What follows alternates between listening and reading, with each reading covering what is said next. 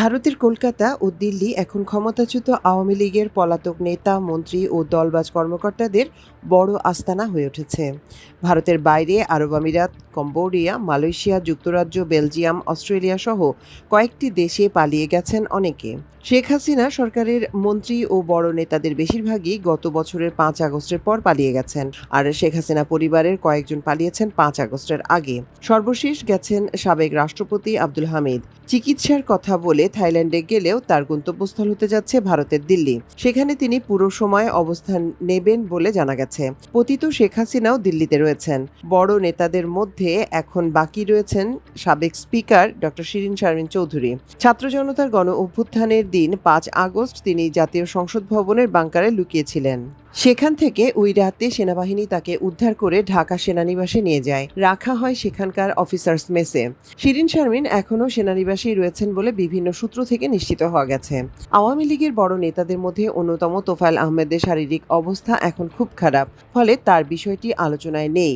গ্রেপ্তারের পর জেলে রয়েছেন আমির হোসেন আমু, সালমান এফ রহমান, ফারুক খান, আনিসুল হক, ডক্টর আব্দুর রাজ্জাক, শাহজাহান খান, ডাক্তার দীপুমণি, ওয়ার্কার্স পার্টির রাশেদ খান মেনন, জাসদের হাসানুল হক ইনু, জুনায়েদ আহমেদ পলক, সাবেক আইজিপি আবদুল্লাহ আল মামুন, সেনা কর্মকর্তা লেফটেন্যান্ট জেনারেল জিয়াউল আহসান সহ বেশ কয়েকজন এমপি। জুলাই বিপ্লবে ৫ আগস্টের পর রাজনৈতিক পট পরিবর্তনের প্রেক্ষাপটে ক্ষমতাচ্যুত সরকারের নেতা, মন্ত্রী, সুবিধাভোগী ৬২৬ জনকে প্রাণ রক্ষায় ঢাকা সেনানিবাস সহ দেশের বিভিন্ন সেনানিবাসে আশ্রয় দেওয়া হয়। ওই সময় দায়িত্বে থাকা আওয়ামীপন্থীদের সহযোগিতায় বড় অপরাধীরা পালিয়ে যান। আইএসপিআর ১৮ আগস্ট ২০২৪ এক প্রেস বিজ্ঞপ্তির মাধ্যমে জানায়, পরিস্থিতির উন্নতি হওয়ায় ৬১৫ জন নিজ উদ্যোগে বিভিন্ন সেনানিবাস ত্যাগ করেন। অভিযোগ এবং মামলার ভিত্তিতে ৪ জনকে যথাযথ প্রক্রিয়া অনুসরণ করে আইনশৃঙ্খলা রক্ষাকারী বাহিনীর কাছে হস্তান্তর করা হয়। আইএসপিআর এও জানায়, প্রাণনাশের আশঙ্কায় রাজনৈতিক ব্যক্তি সহ বিভিন্ন নাগরিক সেনানিবাসে আশ্রয় চেয়েছিলেন। তাদের মধ্যে ২৪ জন ছিলেন রাজনৈতিক ব্যক্তি, ৫ জন বিচারক, ১৯ জন বেসামরিক প্রশাসনের কর্মকর্তা, ২৮ জন পুলিশ কর্মকর্তা এবং ৪৮৭ জন পুলিশের বিভিন্ন পর্যায়ের সদস্য। বিভিন্ন পাবলিক বিশ্ববিদ্যালয়ের ১২ জন রয়েছেন। এছাড়া পরিবার পরিজন সহ ছিলেন ৫১ জন। ফ্যাসিবাদী সরকারের সময়ে যারা বেশি বাড়াবাড়ি করেছেন তারাই প্রাণ রক্ষায় বিভিন্ন সেনানিবাসে আশ্রয় নেন। ঢাকা সেনানিবাস ছাড়াও রামু ক্যান্টনমেন্টে ১০০ জন এবং সাভার ক্যান্টনমেন্টে ৩৩৬ জন পুলিশ সদস্য ও আওয়ামী লীগ নেতাকর্মী আশ্রয় নিয়েছিলেন। অনুসন্ধানে জানা গেছে, আওয়ামী লীগ নেতারা দেশ ছেড়ে বেশি সংখ্যায় যশোরের বেনাপোল সীমান্ত পথে পালিয়ে ভারতে যান। এছাড়া সিলেট, চট্টগ্রাম, আখাউড়া, লালমনিরহাট, ফেনী, সাতক্ষীরা ও ময়মনসিংহের ধোবাউড়া সীমান্ত দিয়ে অনেকে পালিয়েছেন। বেনাপোল সীমান্ত দিয়ে ২ শতাধিক পালিয়ে গেছেন। এদের বেশিরভাগই ভারতের বিভিন্ন এলাকা ঘুরে কলকাতায় আস্তানা গাড়েন। কেউ কেউ কলকাতা থেকে অন্য দেশেও চলে যান।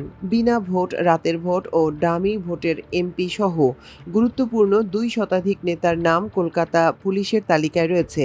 এদের মধ্যে উল্লেখযোগ্য হচ্ছেন শেখ হাসিনা, ফ্যাসিবাদী সরকারের স্বরাষ্ট্রমন্ত্রী আসাদুজ্জামান খান কামাল, জাহাঙ্গীর কবির নানক, মোফাজ্জল হোসেন চৌধুরী মায়া, আফম বাহাউদ্দিন নাসিম, মহিবুল হাসান চৌধুরী নওফেল, আলাউদ্দিন আহমেদ চৌধুরী নাসিম, শফিউল আলম চৌধুরী, পুলিশের এসবি সাবেক প্রধান মনিরুল ইসলাম প্রমুখ। আওয়ামী লীগ নেতা শেখ ফজলুল করিম সেলিম ৫ আগস্টের পর ৪-৫ দিনের মধ্যে সাতক্ষীরা সীমান্ত দিয়ে ভারতে যান। তিনি দিল্লি ও কলকাতায় পালা করে থাকছেন বলে জানা গেছে। ৫ আগস্ট শেখ হাসিনার পালানোর সময় নিরাপত্তা উপদেষ্টা তারিক আহমেদ সিদ্দিকীও সস্ত্রীক তার সঙ্গে গণভবন থেকে সঙ্গী হন। শেরেবাংলা নগর পুরনো বাণিজ্য মেলার মাঠ থেকে হেলিকপ্টারে করে শেখ হাসিনার সঙ্গে কুর্মিটোলা বিমানবন্দরে যান। একটি গুরুত্বপূর্ণ সূত্রে বলা হয়েছে, বিমানে করে শেখ হাসিনা ও শেখ রেহানার সঙ্গে তিনি যাননি, তার স্ত্রী গেছেন। তারেক সিদ্দিককে কোনো এক সুবিধাজনক সময় ঢাকা থেকে হেলিকপ্টারে চট্টগ্রামে নেওয়া হয়। সেখান থেকে সাগর পথে স্পিডবোটে করে টেকনাফ দিয়ে মালামাল সহ ভারতে পার করে দেয়া হয়। তার এভাবে পালানোটা রহস্যের সৃষ্টি করে। ভারত থেকে লন্ডনে গিয়ে সেখানে তিনি অবস্থান করছেন। শেখ হাসিনার শেষ সময়ে পররাষ্ট্রমন্ত্রী হাসান মাহমুদ এবং তথ্য প্রতিমন্ত্রী মোহাম্মদ এ আরাফাতের ঢাকা বিমানবন্দর দিয়ে ইমিগ্রেশনে করে পালানোর কথা শোনা গেলেও নির্ভরযোগ্য সূত্র মতে তারা চট্টগ্রাম বিমান দিয়ে একটি চার্টার্ড বিমানে পালিয়ে যান।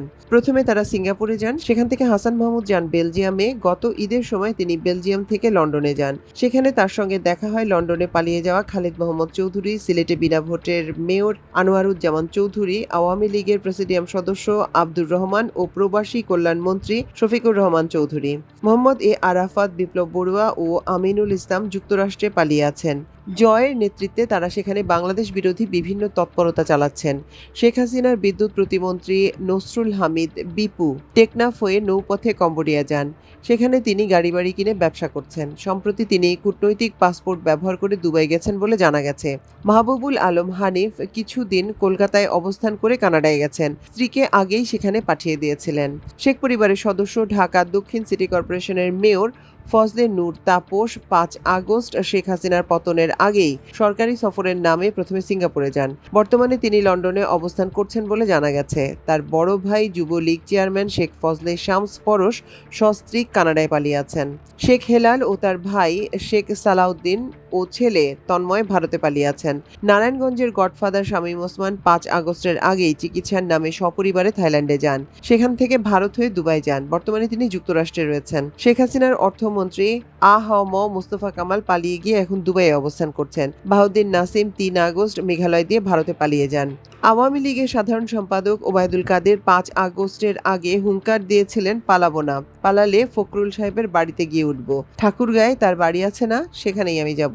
৫ আগস্টের পর তিনি বেশ কিছুদিন আত্মগোপনে ছিলেন। গত ৮ নভেম্বর তিনি প্রথমে শিলং, সেখান থেকে গৌহাটি হয়ে কলকাতায় পালিয়ে যান। তবে আরেকটি সূত্রে জানা গেছে তিনি যশোর সীমান্ত দিয়ে ভারতে পালিয়ে যান। ডিবি হারুনুর রশিদ প্রথমে নেপালে পালান, সেখান থেকে যুক্তরাষ্ট্রে পালিয়ে গিয়ে অবস্থান করছেন। পুলিশের সাবেক আইজি বেনজির আহমেদ দুর্নীতির বিপুল খবর প্রকাশের পর জুলাই বিপ্লবের আগে শেখ হাসিনা থাকতেই মালয়েশিয়ায় চলে যান। সেখান থেকে দুবাই এবং বর্তমানে স্পেনের আরাগনে পালিয়ে আছেন। শেখ হাসিনার ঘনিষ্ঠ সেনা কর্মকর্তা লেফটেন্যান্ট জেনারেল মুজিব পালিয়েছেন ময়মনসিংহের দোবাউড়া সীমান্ত দিয়ে ভারতে। তিনি বর্তমানে দিল্লিতে শেখ হাসিনার সঙ্গে লিয়াজো করে তার সঙ্গে কাজ করছেন বলে